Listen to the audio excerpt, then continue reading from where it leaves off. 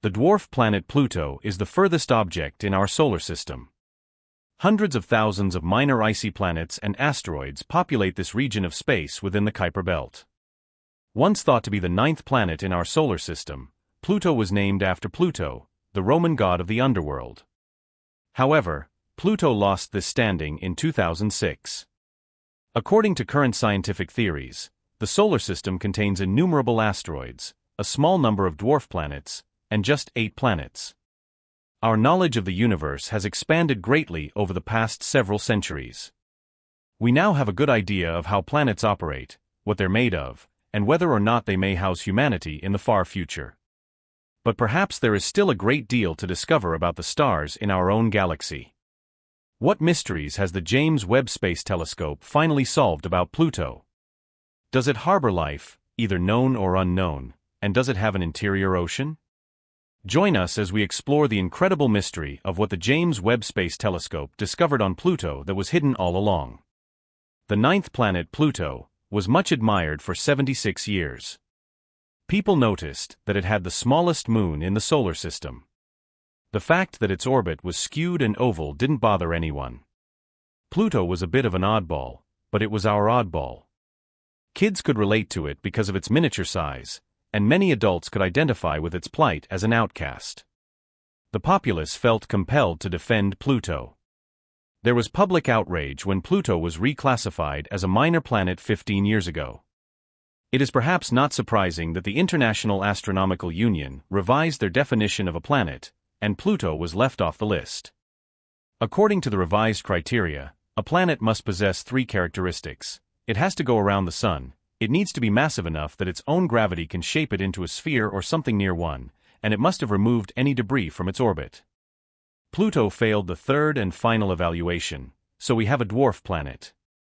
The term planet has been used in a much broader sense for millennia. In the 1600s, when Galileo trained his telescope on Jupiter, everyone thought any big orbiting object in the sky was a planet, even moons counted. When astronomers first discovered the rocky rocks we now refer to as asteroids in the 1800s, they also referred to them as planets. From the start, Pluto was considered to be a planet.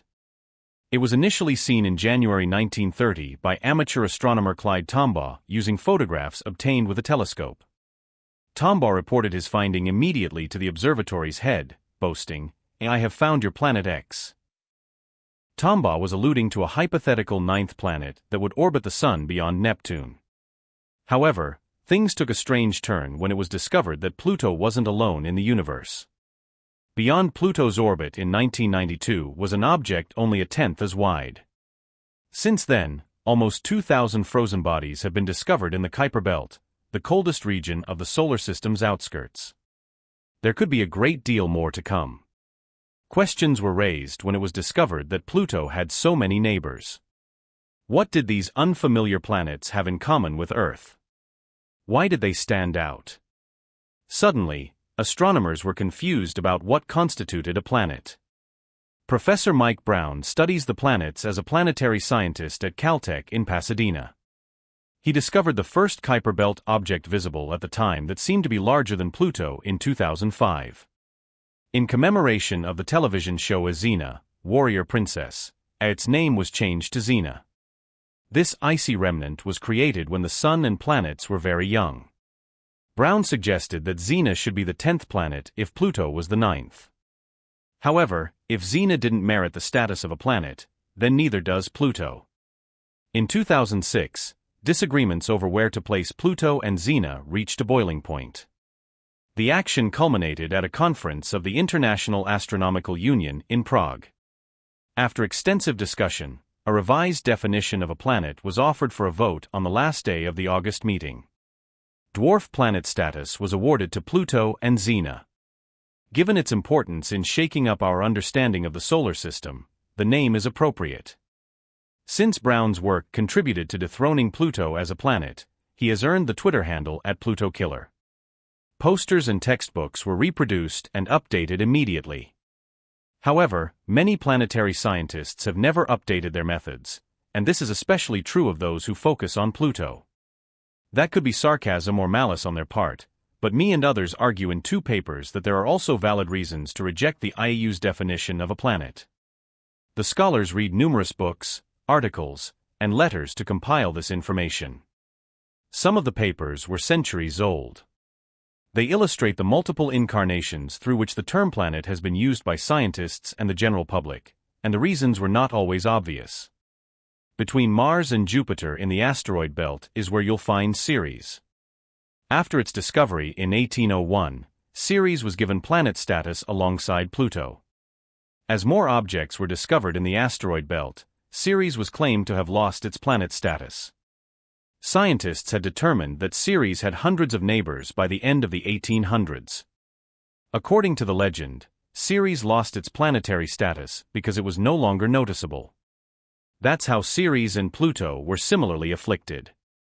May's group now asserts that this is not the true story.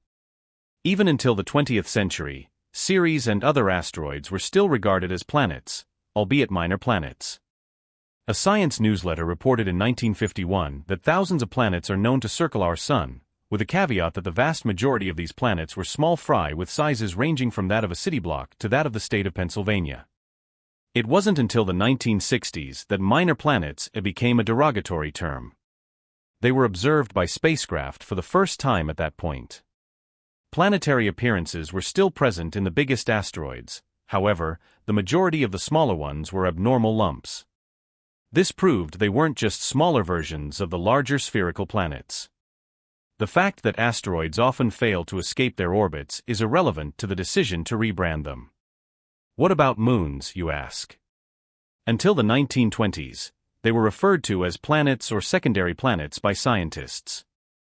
It's surprising that despite scientific evidence to the contrary, the common practice of referring to moons as planets persists. Non-scientific media, such as astrological almanacs, were largely responsible for the shift. Horoscopes in these tomes are derived from the planet array alignments. Astrologers insisted that keeping the number of planets in the sky small was easier to understand. Later, though, fresh information gleaned through space exploration reintroduced moons to the planetary family, at least for some huge spherical ones. Including moons, the term planet was employed again in scholarly publications starting in the 1960s. The International Astronomical Union's definition of a planet is, in short, not the first. The word has gone through numerous definition shifts. Therefore, it might be altered once more if necessary. The IAU's definition is often defended on the grounds that it prevents the number of planets from getting out of hand. What would your life be like if the universe contained hundreds or thousands of planets? How could the common person possibly remember them all? Exactly what would we put on the lunch bags? In contrast, Muir worries that focusing on only 8 planets will discourage people from learning more about the cosmos. Perhaps, in the end, the definition of a planet is subjective. In 2015, when NASA's New Horizons probe flew by Pluto, it revealed a planet with a lot more activity than anyone had expected. Nitrogen cliffs, reminiscent of Norway's rough shoreline, and methane ice shards as tall as buildings can be found on the dwarf planet. The Earth is scarred by fissures deeper than the Grand Canyon and frozen volcanoes towering higher than the Himalayas. The cameras on board the spacecraft photographed a massive heart-shaped feature on the faraway globe, which made millions of fans on Earth swoon. 8 years have passed since scientists caught that first breathless sight, yet they are still seeing the world through fresh eyes.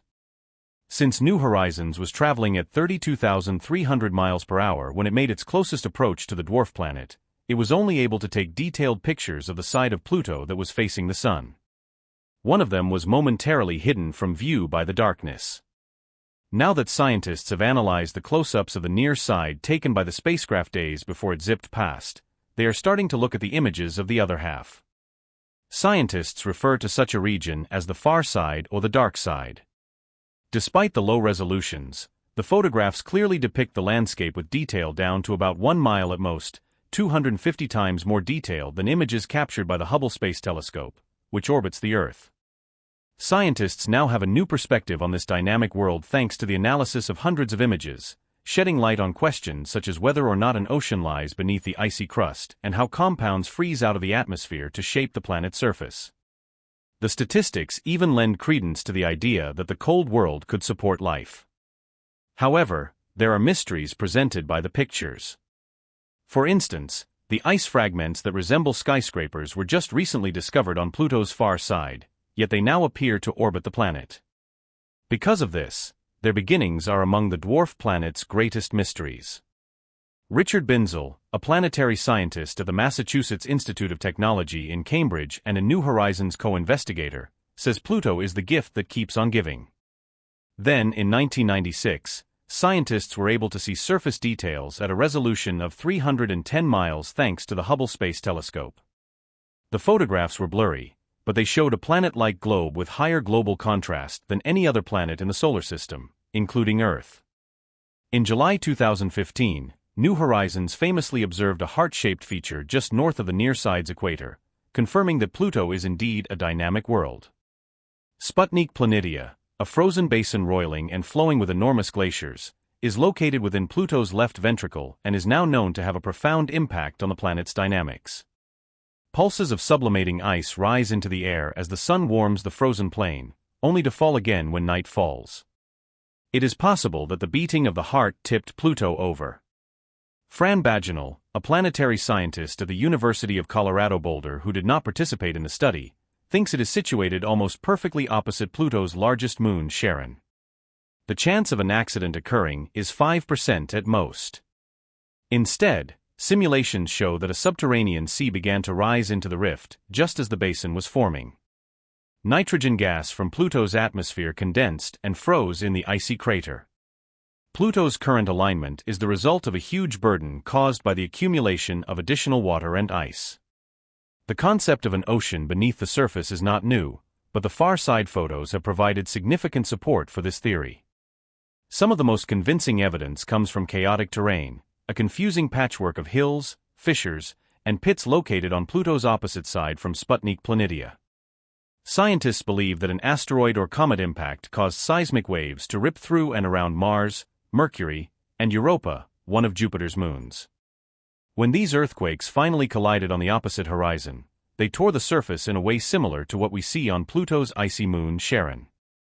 Planetary scientist Oliver White from the SETI Institute in Mountain View, California, who did not participate in the study but did create a geologic map of the far side, contends that the feature does seem to mimic ones observed elsewhere in the solar system. However, the resolution in the image is low. A majority of other scientists share this opinion. Perhaps we won't know unless we make a return trip.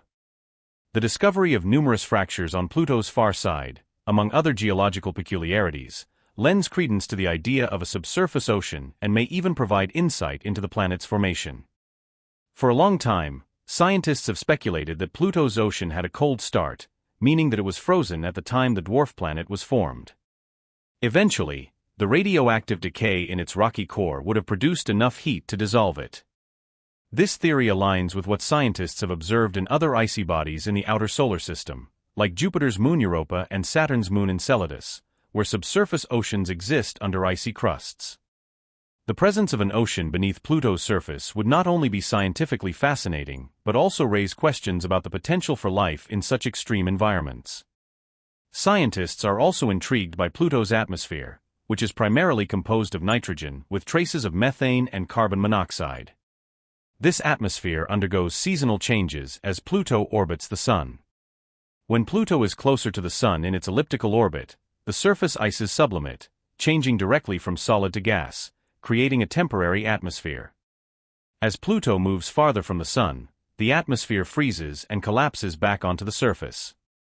The New Horizons mission provided valuable data on Pluto's atmosphere, revealing its complex dynamics and interactions with the surface. This information helps scientists understand how atmospheres behave in extreme cold environments and provides insights into planetary evolution. Another significant discovery from the New Horizons mission was Pluto's diverse surface features. The dwarf planet exhibits a range of terrains, from smooth plains to rugged mountains and icy valleys. One of the most striking features is the heart-shaped region on Pluto's surface, initially named Tombaugh Regio after Clyde Tombaugh, who discovered Pluto in 1930. This region, known as Sputnik Planitia, is a vast plain of nitrogen ice surrounded by mountains of water ice. The origin of this feature and its unique shape continue to intrigue scientists. Moreover, Pluto's largest moon, Charon, also revealed surprising features during the New Horizons flyby. Charon has a dark reddish-brown coloration and a rugged landscape with cliffs, troughs, and impact craters. Its surface suggests a history of geological activity, possibly driven by internal processes. In addition to Pluto and Charon, New Horizons captured images and data from Pluto's smaller moons, Nix, Hydra, Kerberos, and Styx. These moons exhibit diverse characteristics and orbits, adding to our understanding of the Pluto system's formation and evolution. Looking ahead, scientists are eager to explore more about Pluto and its moons. Follow-up missions could provide more detailed observations of the dwarf planet's surface, atmosphere, and moons, shedding further light on their complex geology and potential for harboring subsurface oceans and other intriguing features. In conclusion, the New Horizons mission to Pluto in 2015 was a milestone in planetary exploration, revealing Pluto and its moons in unprecedented detail. The discoveries made by New Horizons have reshaped our understanding of Pluto as a dynamic world with complex geology, a diverse surface, and a fascinating atmosphere.